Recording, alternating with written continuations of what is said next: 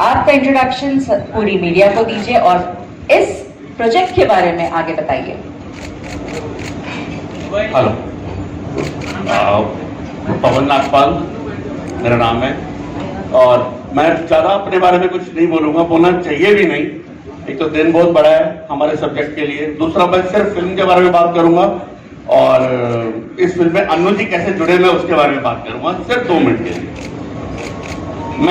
ये हमारे राइटर है राशिद इकबाल जी, ये पहले प्रोड्यूसर रंजीत शर्मा जी। तो जब मैं रंजीत शर्मा जी और इकबाल जी से मिला था, मैं किसी और कारण से मिला था और राशिद जी ने मुझे बताया कि एक ऐसी एक कहानी और भी है मेरे पास, क्योंकि मैंने एक ऐसी एक फिल्म पीछे करी है अभी जो अभी जल्दी OTT पे आने वाली है, बाल नरेन। तो इन्होंने बताया कि आप वो सब्जेक्ट सुनिए एक बारी। तो जब ये सब्जेक्ट इन्होंने सुनाया तो सर दीनदयाल जी के बारे में मेरे हिसाब से तो शायद सभी जानते होंगे, बहुत ज्यादा नहीं जानते होंगे लेकिन थोड़ा बहुत तो जानते ही होंगे, सबने सुन रखा था उनका। तो मैं कहता सर सब कुछ छोड़िए, पहले इसको करते हैं, पहले ये फिल्म बनाते हैं, ठीक सर, बाकी सब बाद में देखेंगे। और वहीं बैठे बैठे सबसे पहला शब्द मेरे मुंह से निकला अन्नू कपूर जी, ठीक सर। मैं अन्नू कपूर जी के अलावा इससे बेहतरीन, इससे मतलब इतने अनुभवी एक्टर अगर इस किरदार को करेंगे, और आपने किरदार को भी देखा होगा, हमारी लुक को भी आपने पोस्टर में देखा होगा, इन्होंने कैसे ढाल लिया अपने आप को लुक में, और आगे भी ये क्या करेंगे आप सब सोच सकते हैं। तो ये अन्नू जी मेरी पहली चॉइस थी और वो मुझे मिली, ये बहुत चलो बहुत अच्छी और सौभाग्य की बात है। अब ये फिल्म जो है, देखिए दीनदयाल जी जो थे, उन्होंने जो नीतियां जिस समय बनाई थी, जो काम जिस समय उन्होंने करने चाहे थे, वो कहीं ना कहीं उनके अधूरे रह गए, जो शायद आगे जाके अभी हो रहे हैं या और कुछ लोग करना चाह रहे हैं वैसे काम जो वो आज से 40 साल पहले करना चाहते थे। और अकस्मात कहिए या किसी भी रीजन से उनकी मृत्यु हो गई, और वो मृत्यु क्यों हुई, कैसे हुई, कहां हुई, वो एक अपने आप में एक मिस्ट्री है, एक सस्पेंस है। बस हम उसी पे काम कर रहे हैं, उसी को जानने की कोशिश कर रहे हैं और आपको दिखाएंगे बेहतरीन तरीके से। Thank you. तो सर हम एक्सपेक्ट कर सकते हैं कि जो मिस्ट्री है वो सॉल्व हो जाएगी? देखिए वो मिस्ट्री हमारे हाथ में नहीं है सॉल्व करना, हमारे हाथ में नहीं है, क्योंकि हम सरकारी संस्था नहीं है, हम वो दिखाएंगे जो सच था, बस। Thank you very much. अब हम जानना चाहेंगे प्रोड्यूसर जी रंजीत शर्मा जी से इस कहानी के बारे में और इस सब्जेक्ट के बारे में उत्सुकता कैसे हुई। हेलो सबको मेरी तरफ से बहुत बहुत नमस्कार। मैं रंजीत शर्मा हूँ। मेरे को ये स्टोरी इंद्रेश कुमार जी RSS के जो महान प्रचारक हैं उन्होंने एक बार सुनाई। जब मैंने उनको कहा वैसे उसके ऊपर पिक्चर बनाने, क्यों नहीं बनाओ, आप बनाओ, उनका संघ का आशीर्वाद मेरे को मिला। जब मैंने उनको अन्नू जी का नाम बताया था वो बहुत खुश हुए और उन सबके आशीर्वाद के बाद मैं सबसे परमिशन लेके आगे बढ़ा और जो स्टोरी है वो मेरे को हमारे जो राइटर है वो पूरी की पूरी सुनाएंगे। मैं सर अन्नू जी को बहुत बहुत धन्यवाद, डायरेक्टर को, राइटर और राजीव जी ने मेरा बहुत साथ दिया दिन रात। और उसके बाद हरीश जी मिले, हरीश जी ने कहा मैं तुम्हारे साथ हूँ, पीछे मत। अब हमारे जो लेखक हैं राशिद इकबाल जी, उनसे रिक्वेस्ट है कि इसके बारे में स्टोरी कैसे आई दिमाग में और कहां से ये पॉलिटिकल थ्रिलर जो है उसके बारे में बताइए। नमस्कार, मैं राशिद इकबाल हूँ। एक राइटर की हैसियत से 32 साल हो गए फिल्म इंडस्ट्री में। कई बायोपिक्स लिखी मैंने, ये शायद तीसरी या चौथी बायोपिक है मेरी। इन्होंने पूछा कि कैसे आई दिमाग में, वो एक अलग कहानी थी कि एक रेलवे स्टेशन से एक किताब आई मैंने और पढ़ना शुरू किया। पढ़ने के बाद पता चला कि दीनदयाल जी के बारे में जानता ही था, लेकिन एक जगह जहाँ मेरी निगाह रुकी वो थी उनकी मौत कैसे हुई, क्या हुआ, कैसे हुआ, और तमाम सारी बातों को पढ़ने के बाद पता चला कि ये मिस्ट्री अनसॉल्व्ड है, इस रहस्य को सुलझाया नहीं गया है। और हम भी आपको वही दिखाएंगे। ये रहस्य जब वो लोग नहीं सुलझा सके तो हमारी औकात नहीं कि हम उसको सुलझाएं, लेकिन जिसके साथ ये हुआ था वो इस चीज को जानता है और शायद वो इस चीज को सुलझा के चला जाएगा, और वो है दिव्या। तो मैंने एक फिल्म कंप्लीट की, नाम पहले कुछ और था, नाम मिलता नहीं है, फिर मैंने ये नाम हम सब ने रखा। उसके बाद जब ये पता चला कि अन्नू जी इसमें आ गए, तो एक होता नहीं, एक आदमी सोच रहा था यार क्या कौन करेगा, कैसे करेगा। अन्नू जी का नाम आने के बाद मेरी एनर्जी डबल हो गई कि भाई ये आदमी तो एक जो आदमी चला गया है हमारे बीच से, उसको जिंदा कर देगा, इसमें दो राय नहीं। कहानी आगे बढ़ी, अन्नू जी के पास हम लोग गए, अन्नू जी ने अपना यस कहा, वो हमारे लिए हिम्मत की बात थी। और हमारे पीछे जिस आदमी की सबसे बड़ी ताकत थी वो ये रंजीत शर्मा जी हैं। राशिद भाई करो देखते हैं, राशिद भाई करो देखते हैं, हो जाएगा, कुछ ना कुछ हो जाएगा। अच्छा चलो आज दिल्ली चलते हैं, संघ की मीटिंग है, संघ के बड़े बड़े लोगों से मीटिंग्स हुई, बड़ी अच्छी मीटिंग्स हुई, उनको हम लोगों ने बताया। मुझे जिस बात का डर था वो ये था कि जिस फॉर्मेट में हम उस फिल्म को बना रहे थे, वो फॉर्मेट क्या वो लोग लेंगे? क्योंकि मेरा मानना ये है कि फिल्म ऐसी बननी चाहिए कि लोग देखें। ये नहीं कि अच्छा ये इसमें पीवीआर में लगी है, दीनदयाल साइड से निकलो यार, उधर नहीं जाना है, ऐसा नहीं होना चाहिए। पीवीआर में लगी चलो देखते हैं वाला केस होना चाहिए। तो मैंने क्या किया कि बायोपिक के साथ एक मौत की मिस्ट्री को, मैं मर्डर मिस्ट्री नहीं बोलूंगा, मौत की मिस्ट्री को दिल दिया। उनकी बायोपिक भी चल रही है, उनके साथ क्या हुआ वो भी चल रहा है। एक रोलर कोस्टर है थ्रिलर का। मुझे लगता है कि अन्नू जी 1 घंटा 45 मिनट किसी को कुर्सी से नहीं हिलने देंगे। ये तो मैं कोई और होता तो शायद मुझे कहीं परेशानी होती, लेकिन चूंकि अन्नू जी है तो अब ये आप सुकून से सो सकते हैं फ्राइडे नाइट। और एक खूबसूरत सी फिल्म है जिसमें एक ऐसे इंसान की जिंदगी है, जैसे कि हमारे नागपाल भाई ने कहा कि वो कुछ करना चाहते थे लेकिन कर नहीं पाए। क्या अब वो चीजें की जाएंगी? तो वो क्या करना चाहते थे उसके भी थोड़े थोड़े अंश हम आपको दिखाएंगे, और क्या वो अब पूरा हो रहा है।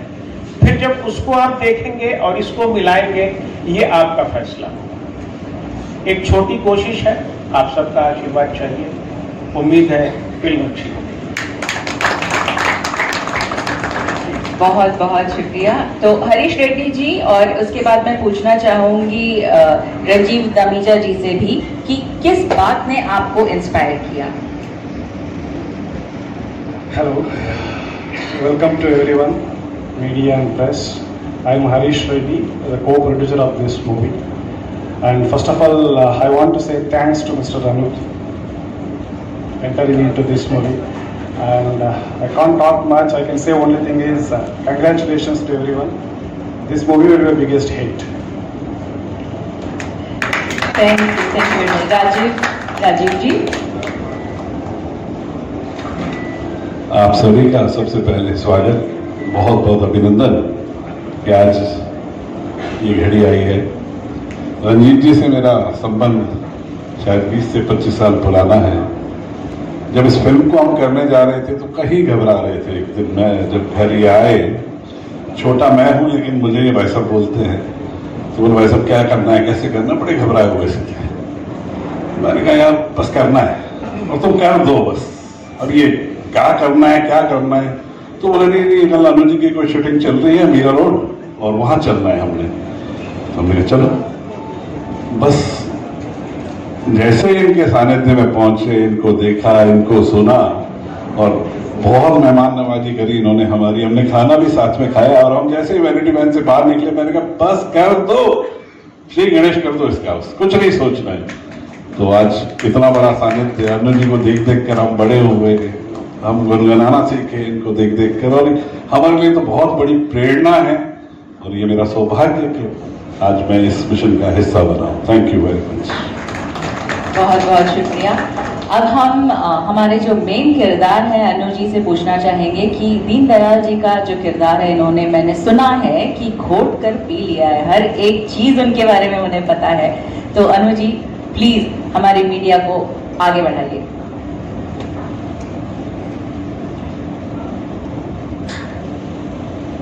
Thank you very much for choosing me, selecting me, and finalizing me for such a big challenge. 25th September 1916 को पंडित जी का जन्म मथुरा के पास चंद्रभान करके एक गांव है, वहां पर हुआ था। और 11 फरवरी 1968 को आप इस दुनिया से कूच कर गए। ये जिसे आप बायोपिक थ्रिलर बोल रहे हैं, जिसे आप कह रहे हैं कि ये जीवनी है पंडित दीनदयाल उपाध्याय की। इंटरनेट पे कुछ जगह लिखा हुआ है कि पॉलिटिशियंस थे, नहीं ना। पंडित दीनदयाल उपाध्याय एक पॉलिटिकल विजनरी थे, एक पॉलिटिकल फिलॉसफर थे, राजनीतिक दर्शन था उनका। राजनेता तो बहुत सारे हैं, पॉलिटिशियन तो बहुत हमारे गली गली में है। इसलिए पंडित दीनदयाल उपाध्याय को हम केवल एक राजनेता बुलाकर देश और मातृभूमि के प्रति उनका जो योगदान है, उनके विचारों का, उनके दर्शन का हम अन्याय करेंगे उनके साथ। इसलिए और जैसे हमारी उद्घोषिका ने कहा कि 11 फरवरी कल 55th डेथ एनिवर्सरी है पंडित जी की। और राशिद इकबाल साहब से लेके हरीश रेड्डी साहब से लेके रंजीत शर्मा जी से लेके हमारे डायरेक्टर साहब वाले से लेके, ये बड़ा जोखिम का काम है, जिगरे का काम है, गट्स चाहिए। और इनके पास गट्स थे तो संघ ने इनके गट्स देखकर, इनकी वीरता देखकर, इनका जोश देखकर, इनकी खुमारी देखकर, इनकी लगन देखकर कहा आगे बढ़ो, हम तुम्हारे साथ हैं। अब आपका साथ चाहिए, आपके माध्यम से जनता का साथ चाहिए। राशिद इकबाल साहब ने जिस पकड़ के साथ इस सब्जेक्ट को मेरे सामने रखा, वो एक पॉलिटिकल थ्रिलर तो है ही, लेकिन इसमें बहुत सवाल उभरेंगे कि क्या पंडित जी का जाना पॉलिटिकल असैसिनेशन था या एक प्राकृतिक मौत थी। इसका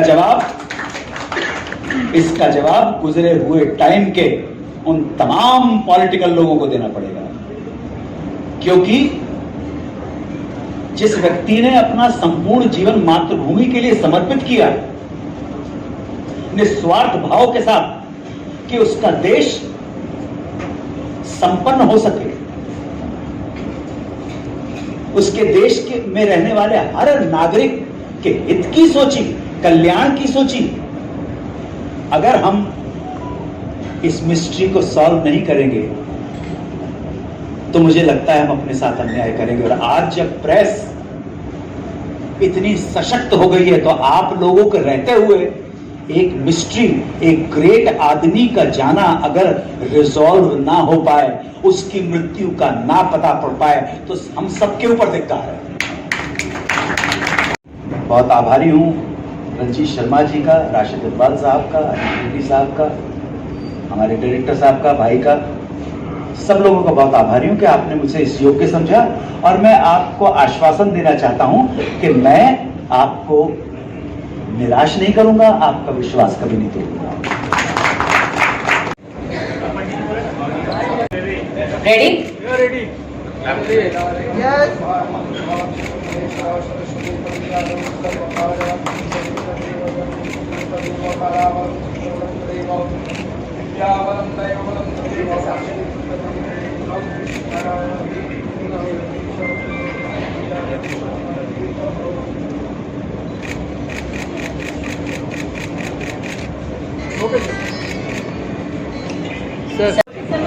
आपने अभिव्यक्ति की जो स्वतंत्रता आपको संविधान ने दी है, उसका मतलब आपने गाली देना माना।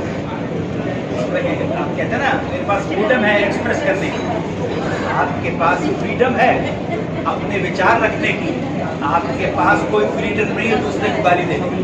दूसरे को गाली दोगे, सामने वाला भी आपको गाली दे सकता है, और हो सकता है सामने वाला आपके जबान भी काट।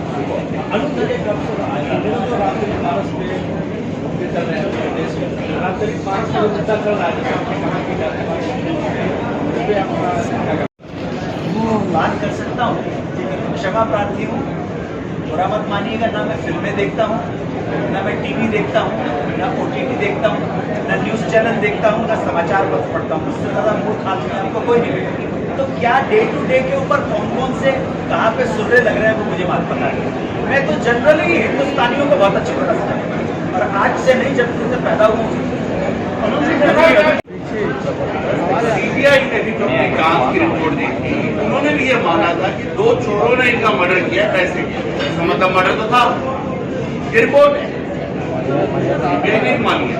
अब उन्होंने सर प्री मेडिटेटेड मर्डर नहीं कहा, नहीं मर्डर था, 2 चोरों का प्री मेडिटेटेड मर्डर नहीं कहा है कि वो जो उनके बीच चोरी, हाँ एक पॉइंट पे आया था कि 2 चोरों ने शायद उनको मारा, शायद वो नाम क्यों मार के क्यों आया, क्योंकि तो मर्डर चार्ज ड्रॉप हो गया था। वो क्यों खुला सर? और बहुत सारी चीजें हैं जो हम अभी आपको फिल्म में दिखाना चाहते हैं, क्यों इन्वेस्टिगेशन में नाम आया। एक बात ऐड करना चाहूँगा कि जब हम इतने बड़े व्यक्तित्व के ऊपर कुछ फिल्म बनाते हैं, तो हम उसे सतही तौर के ऊपर नहीं ट्रीट कर सकते। उसके अंदर जो शोध है, रिसर्च है,